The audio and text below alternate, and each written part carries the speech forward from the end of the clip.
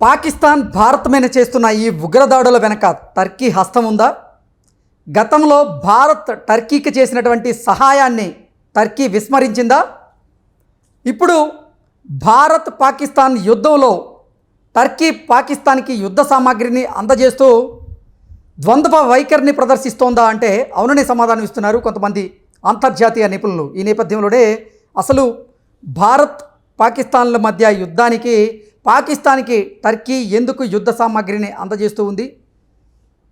Turkey పాకిస్తాన్కే ఎందుకు మద్దతు తెలుపుతుంది అనేది మనం పూర్తి స్థాయిలో విశ్లేషణ చేసుకుందాం. ప్రస్తుతం మనతో పాటు ఉన్నారు ప్రముఖ రాజకీయ విశ్లేషకులు, ప్రముఖ సీనియర్ జర్నలిస్ట్ డివిఎస్ గారు. సార్తో మాట్లాడదాం. సార్ నమస్తే. సార్ నమస్తే. పాకిస్తాన్ భారత్ మీద చేస్తున్నటువంటి ఉగ్రదాడుల వెనక టర్కీ హస్తం ఉందని, గతంలో టర్కీకి భారతదేశం చేసినటువంటి సహాయాన్ని కూడా టర్కీ విస్మరించిందని, అందులో భాగంగానే ఇప్పుడు భారత్ పాకిస్తాన్ల మధ్య యుద్ధం నేపథ్యంలో పాకిస్తాన్కి టర్కీ యుద్ధ సామాగ్రిని అందజేస్తుంది అంటూ రకరకాల వార్తలు వస్తూ ఉన్నాయి. ఏంటి సార్ దీన్ని అసలు ఎలా చూడాలి? టర్కీ షూట్ ఏంటది? షూట్ ఎట్ టర్కీయా? అంటే టర్కీ పక్షులు ఉంటాయి సార్, అతి సులభంగా టార్గెట్ను కొడితే దాన్ని టర్కీ షూట్ అంటారు. ఇప్పుడు మనం వేటాడేటప్పుడు నువ్వు ఈజీగా కొట్టావనుకో సార్, దాన్ని ఏమంటారు? Turkey shoot. ఇప్పుడు పాకిస్తాన్పై యుద్ధం కూడా భారత్కి టర్కీ షూటేనా? అంటే ఈజీగా మనం ప్రత్యర్థిని మట్టు పెడతామా? అంటే ఇప్పుడు మీరు చెప్పింది ఈ టర్కీ దేశం గురించి మాట్లాడుకుందాం. టర్కీ షూట్ అయిపోయింది, టర్కీ పక్షి గురించి మాట్లాడుకున్నాం. ఇప్పుడు ఏంటి ఈ టర్కీ చేస్తున్న సహాయం? ఇదే తుర్కీయే. ఇప్పుడు దాని పేరేంటి? తుర్కీయే. ఎంత దాని జనాభా? మహా ఉంటే ఆంధ్రప్రదేశ్ జనాభా అంత ఉంటుంది. ఉమ్మడి రాష్ట్రం కన్నా ఇంకా తక్కువ ఉంటుంది అనమాట. ఇప్పుడు ఇది 5 కోట్లు, అది 4 కోట్లు కదా. తెలంగాణ ఆంధ్రప్రదేశ్ కలిపితే 9 కోట్లు అంటే మన అంత ఉంటుంది అనమాట. అంటే ఇవాళ టర్కీ ఏంటి? కేవలం టూరిజం మీదే దానికి ఆదాయం. దాని స్థాయి ఎంత, అదెంత? మొన్న మనం చూసాం, ఏది ఒక 2 years బ్యాక్ తీవ్రమైన భూకంపం, ఎర్త్క్వేక్. అసలు దాన్ని ఎవరు పట్టించుకున్నాళ్ళు లేరు. ప్రపంచ దేశాలన్నింటిలో ముందు వచ్చి ఆదుకున్నది భారత్. అంటే ఆ రోజు భూకంపంలో మీరు విలవిల్లాడితే ఆపరేషన్ దోస్త్ అనే దీని కింద భారతదేశం ఏది మానవతా సహాయంగా నీకు అంత సహాయం చేసి మరలా మీరు నిలబడటానికి కావాల్సినటువంటి అన్నీ కూడా ఇస్తే, అంటే ఆర్థిక సాయమే కాదు, నీకు ఆహార ధాన్యాలు పంపాము, మందులు పంపాము, ఫార్మా. అరే అలాంటి టర్కీ ఇవాళ పాకిస్తాన్కి మద్దతుగా నిలబడటం, యుద్ధ విమానాలని సప్లై చేయడం, లేకపోతే ఈ డ్రోన్లని అందజేయడం. ఇప్పుడు యుద్ధానికి కరెక్ట్గా అదే ఇప్పుడు ఈ పహల్గామ్ ఉగ్రదాడి ప్రపంచం మొత్తం ఖండించింది, కానీ టర్కీ ఖండించలేదు. పహల్గామ్ ఉగ్రదాడి 28 మంది పర్యాటకులను బలి తీసుకుంటే ప్రపంచంలో ఖండించని దేశాలు 2 ఒకటి చైనా, ఇంకోటి పాకిస్తాన్, అదే టర్కీ అన్నమాట. అంటే ఇవాళ టర్కీకి మనం చేసినంత సహాయానికి ప్రతిగా ఇవాళ వాళ్ళు పాకిస్తాన్కి ఈ ఆయుధ సంపత్తిని సమకూరుస్తున్నారా? మనమేమో మందులు డ్రోన్లలో వాళ్ళకి పంపించాము, వాళ్ళేమో బాంబులు, మిస్సైల్స్, ఇవాళ ఈ డ్రోన్స్ పంపిస్తున్నారా పాకిస్తాన్ ద్వారా మన మీద దాడికి? అంటే ఇదా ప్రత్యుపకారం? ఇప్పుడు దాన్ని నేలమట్టం చేయడం 5 నిమిషాల పని. భారతదేశానికి ఉన్న సైనిక సంపత్తికి ఇవాళ అదెంత పని? అంటే ముందు పాకిస్తాన్ కన్నా కూడా భారతదేశానికి ప్రత్యర్థి టర్కీయా? మనకు అదే కనపడుతుంది. అంటే పాకిస్తాన్ పని ఇవాళకైతే రేపు పట్టచ్చు, ముందు టర్కీ అంతా తేల్చాలంటున్నారు ఇవాళ ప్రజలంతా, భారతీయులంతా మోడీ మీద. అసలు పాకిస్తాన్కి యుద్ధ సామాగ్రిని సప్లై చేస్తుంది టర్కీకి సంబంధించి మనం సరైన బుద్ధి చెప్తే అసలు టర్కీ మళ్ళీ యుద్ధ సామాగ్రిని పాకిస్తాన్కి పంపించకుండా ఉంటుంది.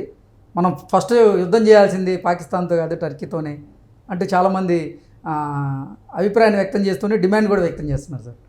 అంటే పహల్గామ్ దాడి జరిగిన వెంటనే తుర్కీ అధ్యక్షుడు ఎమర్టన్ అతను వచ్చి ఈ షహబాజ్తో కలవడం, మాట్లాడటం.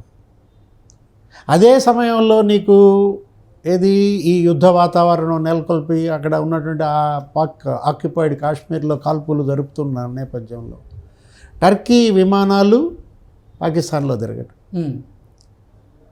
6 యుద్ధ విమానాలు దిగితే ఎందుకు దిగాయని ప్రశ్నిస్తే వాళ్ళు ఇచ్చిన సమాధానం ఏంటి? మేము ఏదో ఇంధనం నింపుకోవడానికి దిగామని చెబుతారు. ఉమ్. అంటే అసలు విషయం ఇదన్నమాట.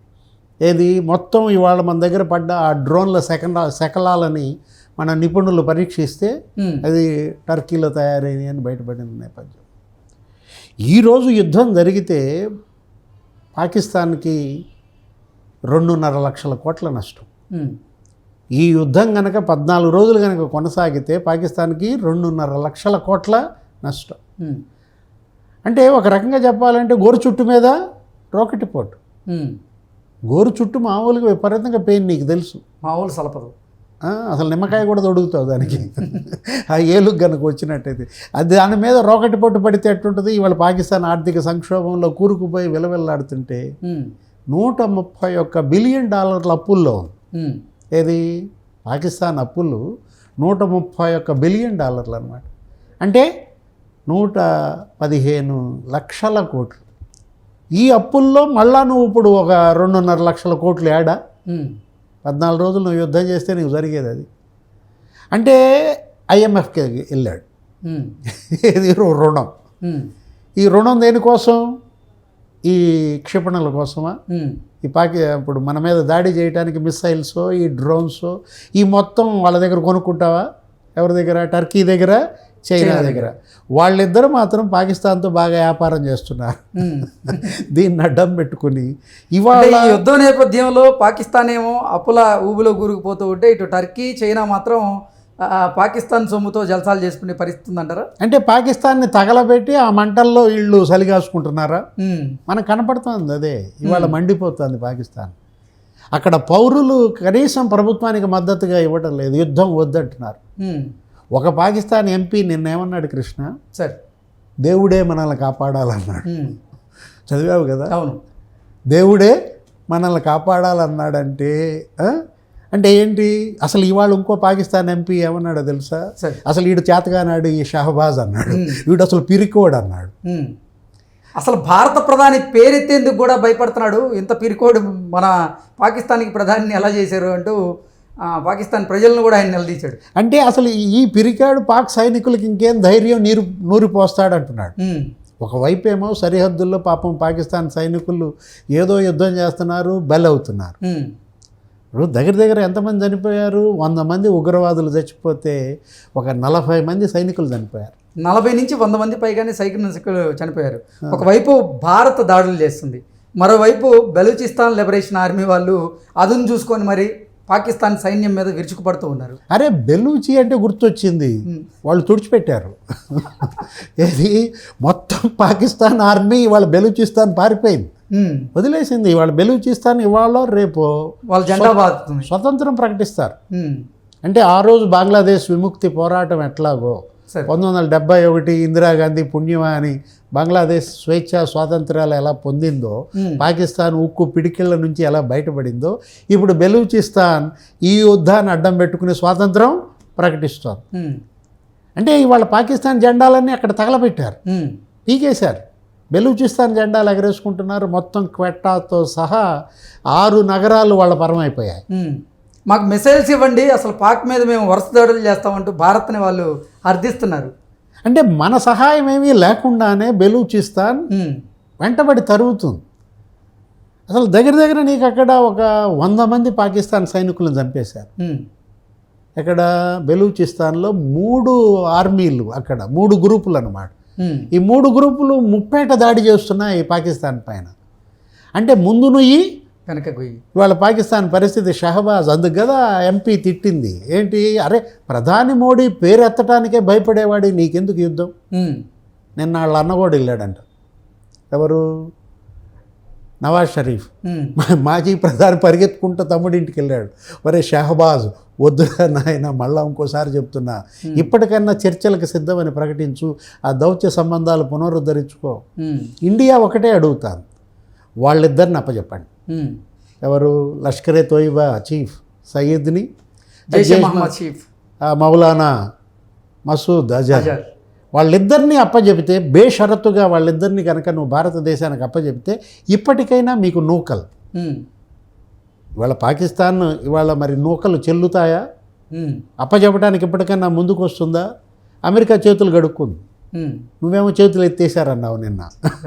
ఇవాళ ఏంటి జేడీ వాన్స్, ట్రంప్ చెప్పేశారు అసలు ఈ యుద్ధంలో మేము ఎటువంటి జోక్యం చేసుకోం, మేము ఉగ్రవాద బాధిత దేశంగా మేము అమెరికా ముందు ఉగ్రవాద రహితంగా చేసుకుంటున్నాం, ఇక్కడున్న ఉగ్రవాదులందరినీ కూడా జైళ్లలో పెడుతున్నాం, లేపేస్తున్నాం, వేరే వాళ్ళ దేశాలకి పంపించేస్తున్నాం. ఇలాంటి పరిస్థితుల్లో మరో ఉగ్రవాద బాధిత దేశం భారతదేశానికి మద్దతుగా ఉంటామే తప్ప ఈ యుద్ధంలో మేము జోక్యం చేసుకోము. దయచేసి అణ్వస్త్రాలు మాత్రం వాడబాకండి. ఇరు దేశాలకి మా విజ్ఞప్తి, మీరు కొట్టుకుంటే మామూలు మిసైల్స్తో కొట్టుకోండి, క్షిపణులు వాడుకోండి, బాలిస్టిక్ వాడుకోండి, ఏమైనా వాడుకోండి, కానీ అణ్వస్త్రాలు తీస్తే మాత్రం మేము ఎంటర్ అవుతాం అని పాకిస్తాన్కి ఒక వార్నింగ్ కూడా ఇవాళ ట్రంప్ ఇచ్చిన నేపథ్యంలో అడకత్తెరలో పోకచెక్కలాగా ఉందంటారు. పాకిస్తాన్ పని, షహబాజ్ పని ఇవాళ అడకత్తెరలో పోకచెక్క, ఇవాళ మింగుడు పడట్లేదు. ఆర్మీ చీఫ్ మునీర్ పరిస్థితి మరీ దారుణంగా ఉంది. ఆయన ఏదో అరెస్ట్ చేసి రాస్తా స్థావరానికి తరలించారంటూ కొన్ని వార్తలు వస్తున్నాయి. ఇప్పుడు షహబాజ్ పరిస్థితి కూడా అదే, దేశం వదిలిపెట్టి వాళ్ళిద్దరూ పారిపోవటమే. అంటే కలుగులాగా ఎలకల్లాగా ఇప్పుడు వాళ్ళిద్దరు కూడా బంకర్లో దాక్కునేటువంటి పరిస్థితి అయితే అంతే. శ్రీలంక రాజపక్సే, బంగ్లాదేశ్ హసీనా, పాకిస్తాన్ షహబాజ్ షరీఫ్, మునీర్. ఓకే, ఏంటి సార్ నిజంగా టర్కీ మీద భారత్ ఇప్పుడు చర్యలు తీసుకునేటువంటి దిశగా అడుగులు వేసేటువంటి అవకాశం ఉందా అంటే ఏం చెప్తారు? అంటే వేచి చూస్తాను. భారతదేశం కూడా, ప్రధాని మోడీ కూడా ఇవాళ త్రివిధ దళాధిపతుల సమావేశంలో కూడా ఈ టర్కీ గురించిన డిస్కషన్ జరిగింది, చైనా గురించి కూడా చర్చించారు. దేనికైనా సమయం చూసి దెబ్బ కొడుతుంది. ఓకే, ఊహించావా పాకిస్తాన్ పైన ఈ విధంగా దాడులు జరుగుతాయని? ఒకవైపేమో మాక్ డ్రిల్స్ అన్నారు, మొత్తం జరగకముందే పాకిస్తాన్ మీద డ్రిల్ చేశారు. అంటే ప్రజల్ని కూడా అటు పాకిస్తాన్ని కూడా మాక్ డ్రిల్స్ వైపు మళ్ళించి దృష్టి దాడి చేసినటువంటి ఆ ఎత్తుగడ అదేంటి, సీడ్ డెడ్, ఆ యుద్ధ వ్యూహం, ఆ సీడ్ అండ్ డెడ్. ఎప్పుడైతే ఆ ఫస్ట్ వరల్డ్ వార్లో బ్రిటన్ వాడిన యుద్ధ వ్యూహాన్ని ఇవాళ నరేంద్ర మోడీ కూడా వాడుతున్నారన్నారు. Okay sir, thank you so much.